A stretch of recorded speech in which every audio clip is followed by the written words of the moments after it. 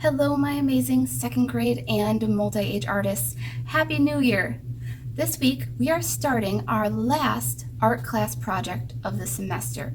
And this project, my friends, has saved that paint that I gave you as well. We're going to be creating some color wheels inspired by a contemporary artist named Chris Uphughes. So, before we take a look at what art supplies we're going to need, I'd like to introduce you to our artist and take a look at some of his contemporary art. On your screen right now, my artist, is our artist, Mr. Chris Uphughes, along with his wife and dog, and his artwork as well. If you take a look, this is a mural that is done on the side of a building. So you can kind of guess how big it is by thinking about if a person was standing, they would only probably be about this tall compared to that mural right there. So it's a very large piece of artwork.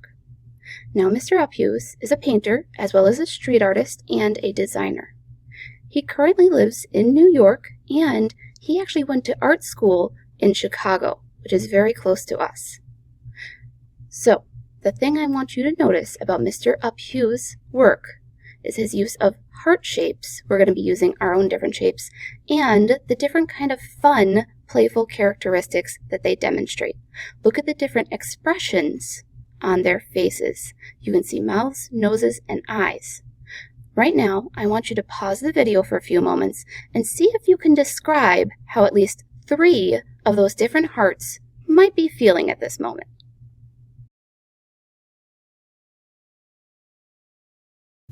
All right, so I have all my art supplies ready. It's time to open up my art folder and take out the papers that we need. The first thing you should find, my friends, is a shape piece of paper, because like I said, we're going to be using shapes to help inspire our work.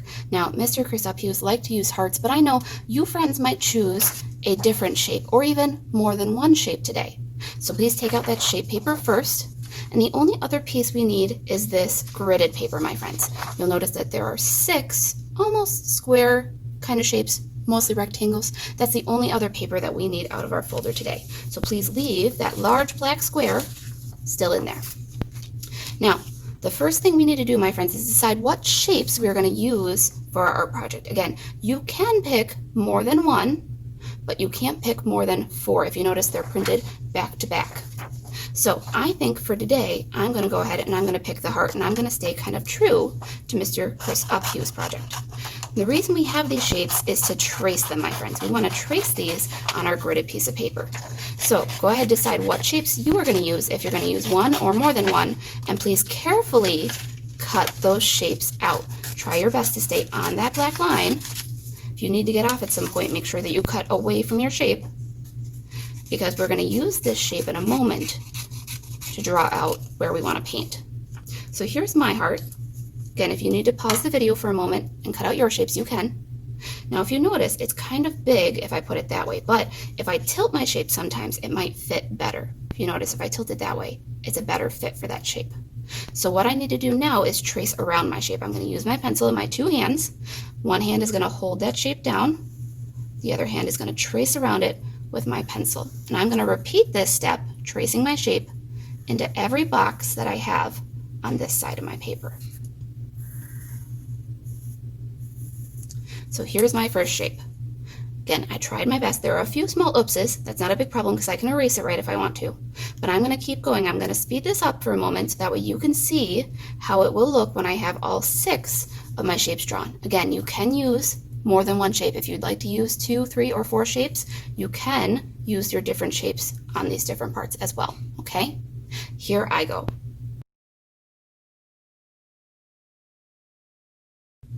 Now you'll notice, artists, I went ahead, I actually traced my shape 6 different ways just to show you that it can fit multiple ways. And it's okay also if your shape also kind of crosses or touches those lines.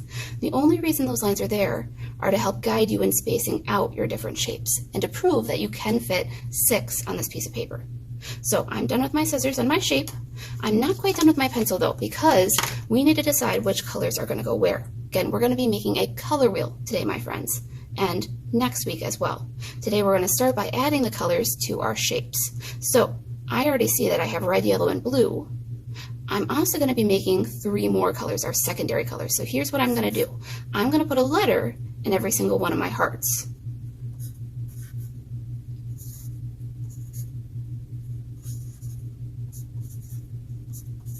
Now each one of these letters stands for a color.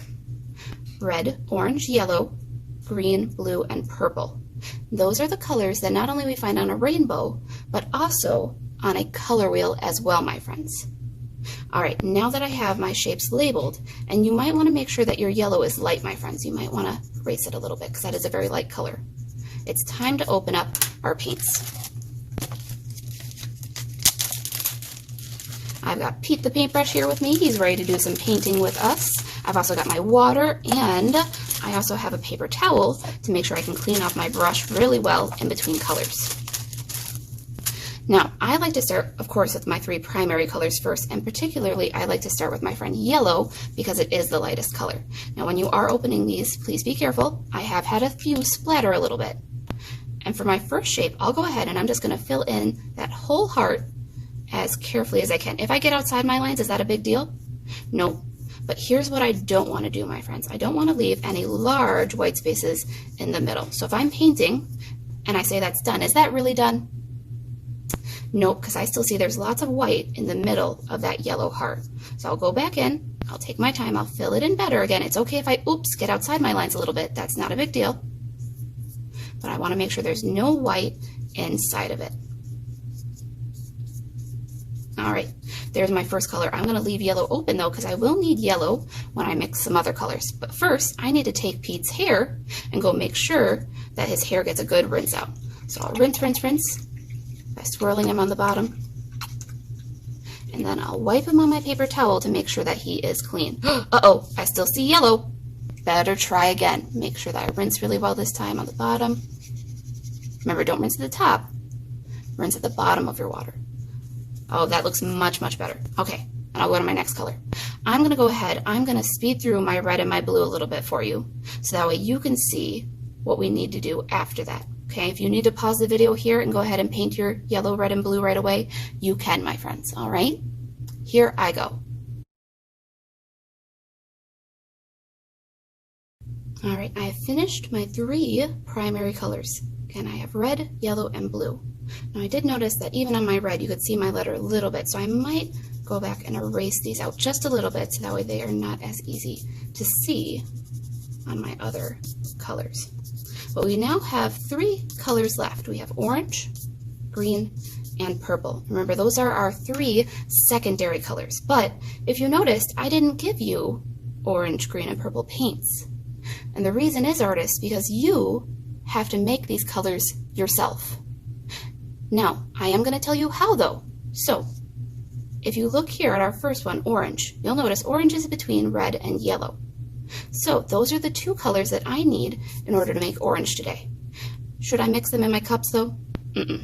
Here's what I'm going to do instead. I'm going to grab up some yellow, about 2 or 3 scoops, because yellow is a very light color. And then, before I go to red and get some red, I'm going to rinse out Pete's hair again. Because again, I don't want to put any yellow in my red cup. Now red is a much stronger color than yellow. So do I need as much red? No. I only need a little bit of red. I'll only maybe dip Pete's hair in just a little bit, not a lot. And now I'm going to mix these 2 colors right here on my paper. We're going to find out what happens.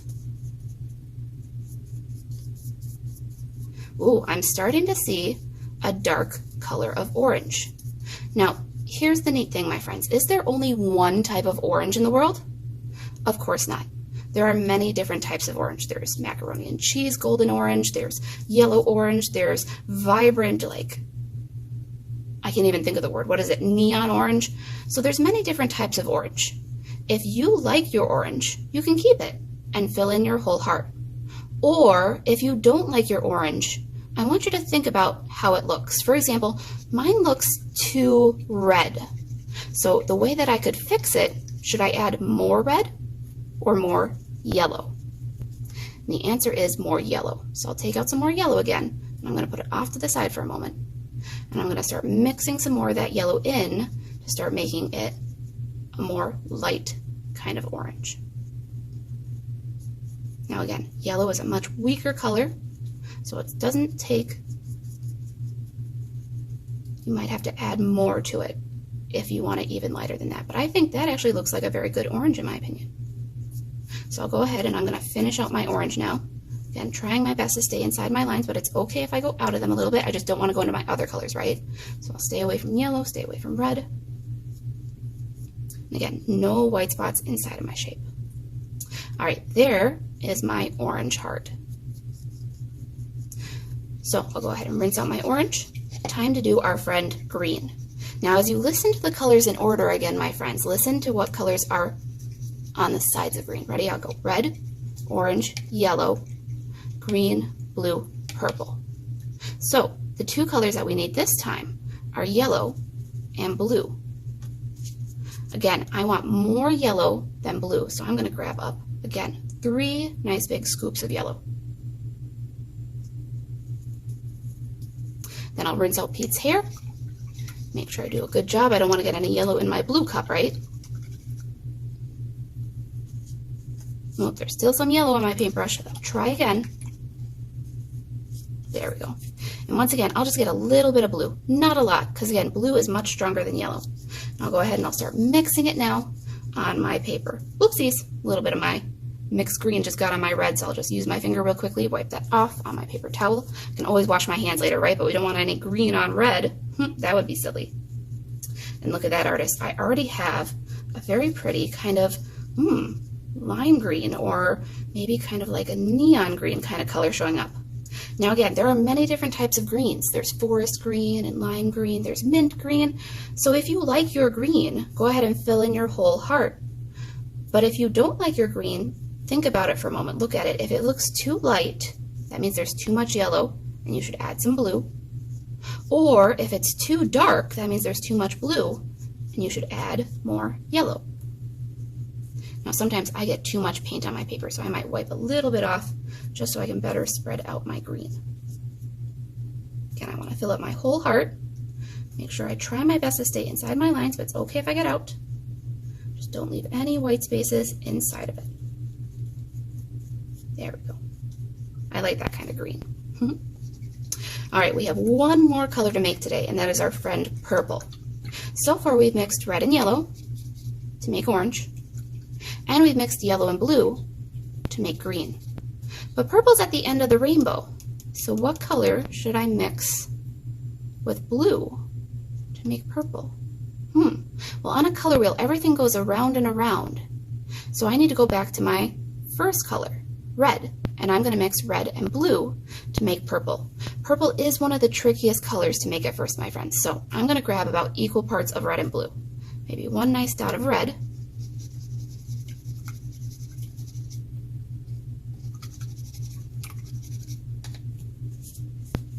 oh, still got some red in my brush, so I'll rinse out again a little bit. And then I'll grab an equal part of blue.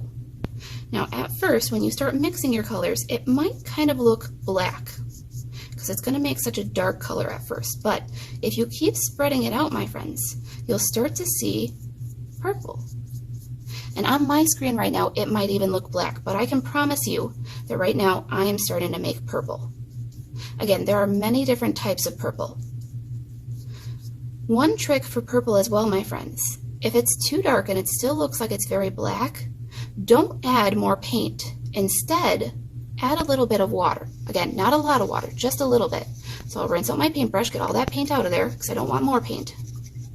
And I'm just going to grab just a little bit of water, not a lot.